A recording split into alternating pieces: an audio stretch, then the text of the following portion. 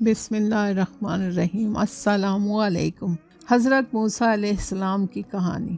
مصر کا بادشاہ خدائی کا دعوے دار تھا اور مصری اسے خدا مانتے تھے۔ دور دور تک اس کی سلطنت پھیلی ہوئی تھی۔ ایک دفعہ نجومیوں نے ڈرتے ڈرتے اس سے عرض کی کہ بنو اسرائیل جو یہاں آباد ہیں، ان میں ایک ایسا لڑکا پیدا ہوگا جو آپ کی حکومت کو برباد کر دے گا۔ فرعون نے کہا، ایسا کرو، بنو اسرائیل میں جو بھی لڑکا پیدا ہو اسے فوراً قتل کر دو، مگر جسے خدا رکھے اسے کون مارے۔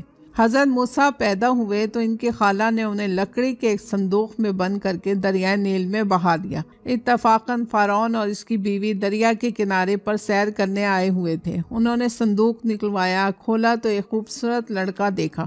فرعون کی بیوی آسیہ نے کہا، ہمارے کوئی بیٹا نہیں ہے، ہم اسے پال لیتے ہیں۔ چنانچہ فرعون کے محل میں آپ کی پرورش ہوتی رہی۔ آپ جوان ہوئے تو دیکھا کہ مصری بنو اسرائیل پر بہت ظلم کرتے رہتے ہیں۔ ایک دن ایک مصری ایک اسرائیلی سے جھگڑ رہا تھا۔ آپ نے مصری کو ایک مکہ رسید کیا تو وہ مر گیا، لہٰذا مصریوں نے آپ کو سولی دینی چاہیے۔ فرعون کا ایک مومن جس کا نام جزرابیل تھا، وہ دوڑا دوڑا آیا، آپ کے پاس آیا اور کہا، مصری تمہیں سولی دینا چاہتے ہیں، تم یہاں سے بھاگ جاؤ۔ تو آپ بدین کی طرف چلے گئے۔ وہاں ایک کنویں پر لوگ اپنے جانوروں کو پانی پلانے آئے تو دو لڑکیاں بھی پانی بھرنے آئیں۔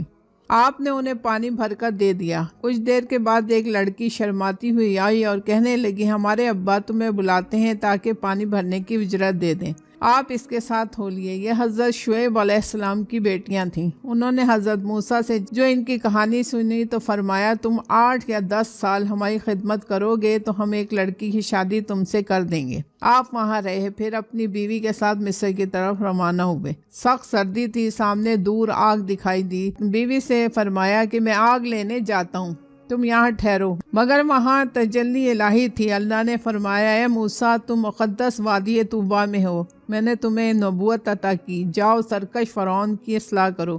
آپ مصر پہنچے اور خدا کی خدائی کا پرچار کرنے لگے۔ فرعون جو خدا بنا بیٹھا تھا کیسے گوارا کرتا۔ اس نے کہا، اے موسیٰ، تیرا رب کون ہے؟ حضرت موسیٰ نے اسے بہت سمجھایا مگر نہ مانا اور کہا، کیا تو اپنے پیغمبر ہونے کی کوئی دلیل پیش کر سکتا ہے؟ آپ نے اپنا دست مبارک بغل میں دیا تو وہ سورج کی طرح چمکنے لگا، مگر وہ پھر بھی ایمان نہ لایا اور کہنے لگا، یہ تو کوئی بڑا بھاری جادوگر ہے جو بنو اسرائیل کو ہم پر مسلط کرنا چاہتا ہے۔ اس نے وزیروں سے مشورہ کیا تو انہوں نے کہا، عید کے دن سارے لوگوں کو جمع کر کے جادوگروں سے اس کا مقابلہ کراؤ۔ چنانچہ سارے مصر سے بڑے بڑے جادوگر بلائے گئے۔ ان کے جادو کے زور سے بڑے بڑے اژدہے پیدا ہو گئے تو موسیٰ ڈر گئے۔ اللہ نے فرمایا، ڈرو مت، تم ہی غالب ہوگے، اپنا عصا ڈال دو تو وہ سب کو نگل جائے گا۔ یہ دیکھ کر جادوگر سجدے میں گر گئے اور کہا کہ ہم موسیٰ اور ہارون کے خدا پر ایمان لائے۔ فرعون نے کہا، میں تمہیں سولی پر چڑھا دوں گا، بغیر میری اجازت کے کیوں ایمان لائے ہو؟ انہوں نے کہا، اب جو چاہے کر، ہم تو ایمان لے آئے۔